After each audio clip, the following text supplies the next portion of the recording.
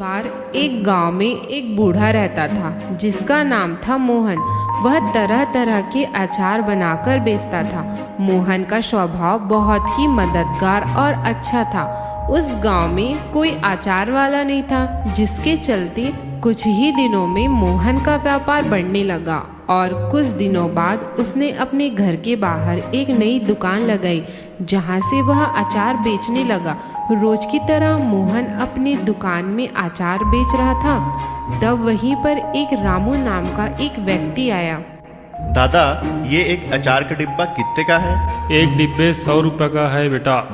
ठीक है, मुझे एक डब्बा आम का अचार चाहिए। फिर मोहन ने उसे आम के अचार का डिब्बा दिया। फिर रामू ने मोहन को 200 रुपए दिए और मोहन ने 200 रुपए को अपने गले में रखे और मोहन ने रामू को 100 रुपए वापस किए।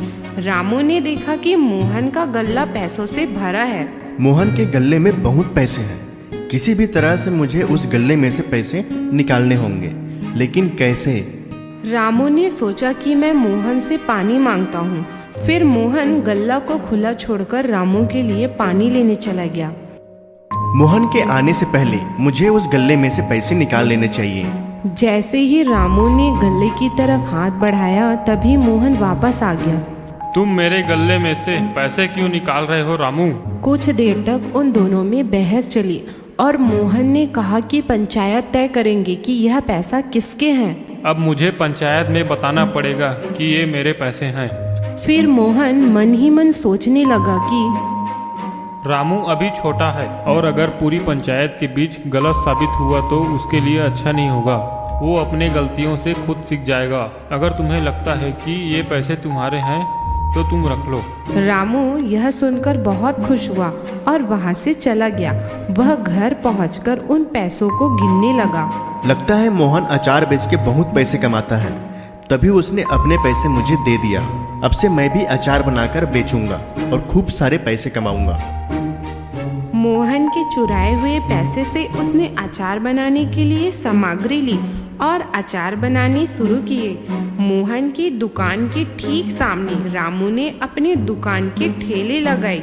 अचार ले लो अचार, एक अचार का डिब्बा 100 रुपए में। फिर मोहन ने देखा कि इसने मेरे ही पैसे से मेरे ही दुकान के ठीक सामने अपनी दुकान लगाई है।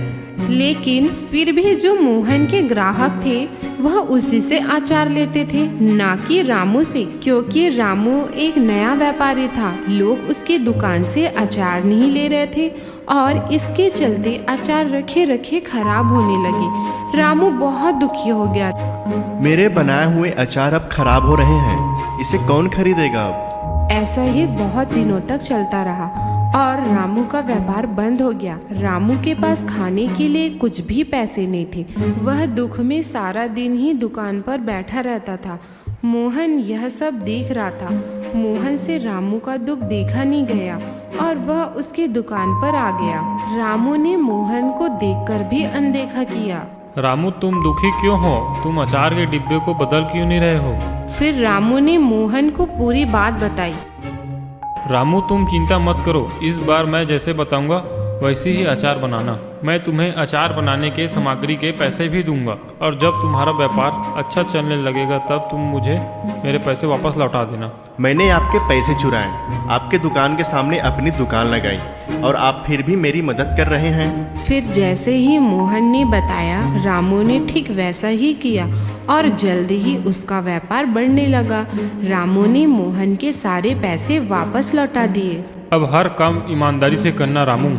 आपके अच्छाई के कारण आज मैं अच्छे से व्यापार कर रहा हूँ। आज से मैं आपकी मदद करूँगा और आसपास के गांव में भी अचार को प्रसिद्ध कर दूंगा। मोहन ने रामू की बात मानी और उनका अचार आसपास के गांव में बहुत प्रसिद्ध हुआ। इससे उन दोनों का बहुत फायदा हुआ और वे दोनों हंसी खुशी रहने लगे।